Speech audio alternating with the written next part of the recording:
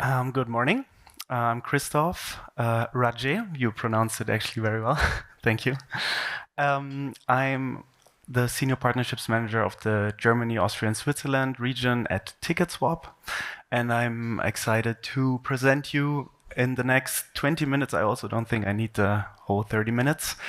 What we are doing at TicketSwap, how the product turned from a B2C product into a B2B2C product, and how we managed to implement an originally Dutch product to the German market. TicketSwap is a platform for fans where you can buy and sell event tickets fair and safe. And when TicketSwap called me 2.5 years ago, the recruitment department, and explained to me that they want to go to the German region, I was actually happy because I knew the product already because I studied in the Netherlands, International Business and Management. And I would consider myself as a concert lover. I also like going to techno parties, not that much anymore. But yeah, so I was pretty excited from the beginning because I would say I'm a fan of this region, of this area, and I was hooked from the beginning. For TicketSwap, two things are really, really important, fairness and safety. So we have a lot of other platforms out there in a very unregulated resale market where you can ask prices whenever, like when Taylor Swift is going on tour or Lady Gaga, you will find on other platforms tickets for, I don't know, 3,000 euros. At TicketSwap, it's really important that we have a price gap. So imagine you buy a ticket for 100 euros. It's only possible to resell it for a maximum of 20% above face value, so 120 euros. Other than that, we also would like to make sure that we have safety on the platform.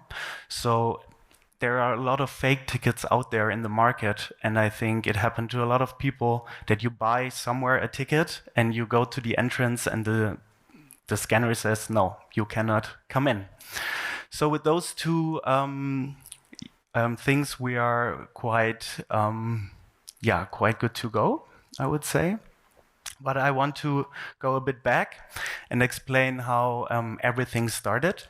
As I said, the market is quite unregulated, and everyone who had already the situation that they bought like a fake ticket, that can be quite frustrating. Same happened basically to our founder, Hans. It's a nice smile. He wanted to go to Lowlands. Maybe you know Lowlands. It's one of the biggest Dutch multi-genre festivals with, I think, 80,000 people attending. And it's most of the time sold out. So what happens if an event is sold out and the demand is basically higher than the supply? People are checking other platforms than the original primary ticket shop in order to get a ticket. Emotion is involved, you will pay more money for it, so you would go basically sell everything in order to get there. Same that Hans did, he went to Facebook. Now it's more Instagram, but back in the days it was definitely more Facebook, the go-to platform in order to check events and also to buy and sell tickets, unregulated.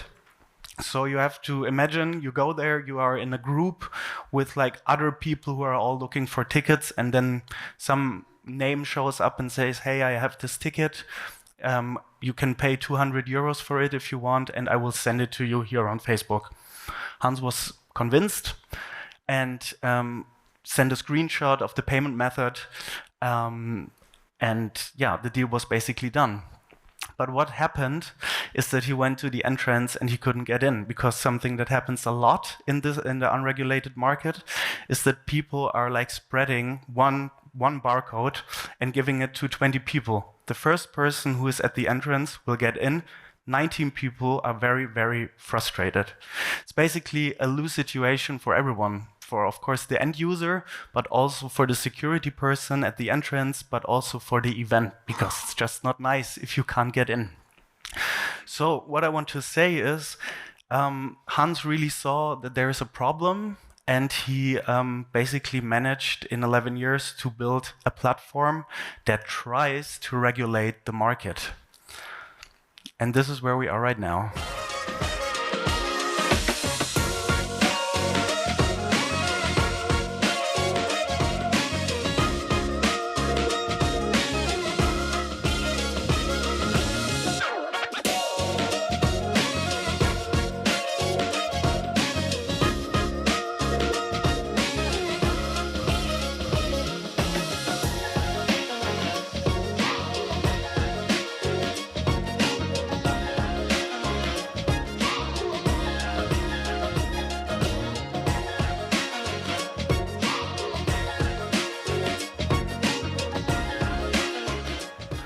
You don't have to download the app, don't worry. Yeah, so basically, in the last 11 years, the company managed to get like more than 11 million users on the platform. We are operating in 36 countries. We are with thousands of event partners in touch, and we have also a lot of events. So if you go to the app and you want to, I don't know, see Madonna next week, the chances are pretty high that you have those events on the platform. For me, very interesting. It basically started all with like this problem that you are, from a user perspective, you have like issues. But what we are focusing more and more, and that's also why I came in, is like the B2B approach. We just learned the more we communicate with event organizers, the safer everything gets. I think it's with everything in life, the more you communicate, the better everything gets, also the product. And that's why we are really focusing on the B2B part now. I don't want to go into technical details too much, but what TicketSwap is really doing a lot is talking to primary ticketing companies that issue tickets from the beginning. And due to an API integration, we changed the barcode. So remember the example I gave? I buy one ticket and I spread it on Facebook to 100 people. That's not possible anymore with the technical integration to ticketing companies, because we always change the barcodes and the barcodes are unique. Yeah, so how do basically partners benefit from us? We ensure that ticketing is safe and fair, and they communicate us as their only primary ticketing company. With our marketing reach, we help them to sell out because, as I said, we have a lot of users on the platform. We give them a new opportunity to earn money. I will come to that later. And yeah, due to our CRM campaigns, we can attract new fans. Why am I telling you this, and why is it so important for the organizers to extend their value proposition? I think digitalization changed the whole music industry a lot. When I ask my mother, for instance, like what are her favorite bands, she would say like the Stones, Black Sabbath, maybe Iron Maiden, I don't know. And now, because of Spotify, you have so much access to so many different genres, to not even, everything. So people are not just like heavy metal fans or go to techno parties. People are gonna go to rap concerts, they go to clubs to listen to electronic music, they go to singer-songwriters. So that means the competition for event organizers increased so much that also it can be seen in the ticketing sales, especially after COVID, that a lot of people struggled, or a lot of event organizers struggled to sell out. And ticket prices exploded. So yeah, it's just interesting to see how everything has changed, and that we also, as like a service provider for the event organizers, needed to adapt to the new situation. Okay, that's me still with long hair. In 2021, when we opened the market, in Germany first, but now we are also in Austria and Switzerland, in the German-speaking part, very present. We also opened offices in London, Paris, Stockholm, to bring the success from the Netherlands to other countries. that's where we are right now. Oh, that was too fast. Sorry. We have now more than 1,200 partners in Germany, and we are growing with over 100%, looking at a yearly comparison. One really important thing for us, or like I think in general, is like that we are not looking at like a product and we just copy paste it and bring it to another market. I don't know if you know the payment provider Tiki. It's a really big thing in the Netherlands. Basically, it combines all the big bank companies, and you just send a request to your friend and say, hey, you are still owing me 15 euros for dinner last night.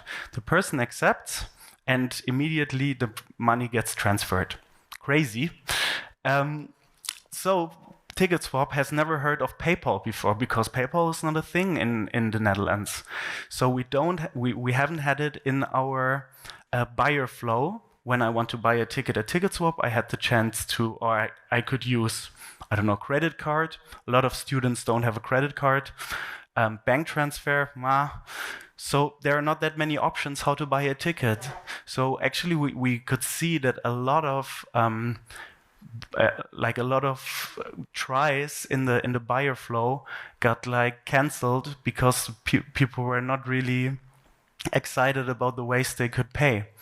And once we integrated PayPal, our buyer completion rate increased by 20%, which is a lot, I think, and really shows that it's important to look at the user profiles in the markets, check what they want and what they need, and not just copy paste the product and then being sad that it's not working out. Last but not least, one final product development feature. I talked about the challenge for event organizers, that after COVID, they had really big problems, financial problems, how to sell out. If you remember in the beginning, we had the example that when a ticket costs 100 euros in the primary shop, it can only be sold maximum 20% over face value in our shop.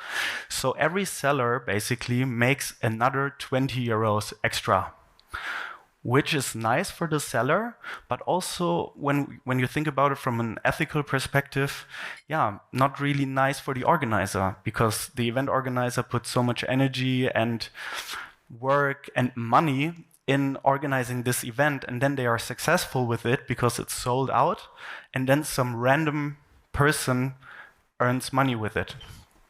So what we are doing is basically we are cutting the extra profit that is made for the seller in half and give half of the extra profit back to the event organizer.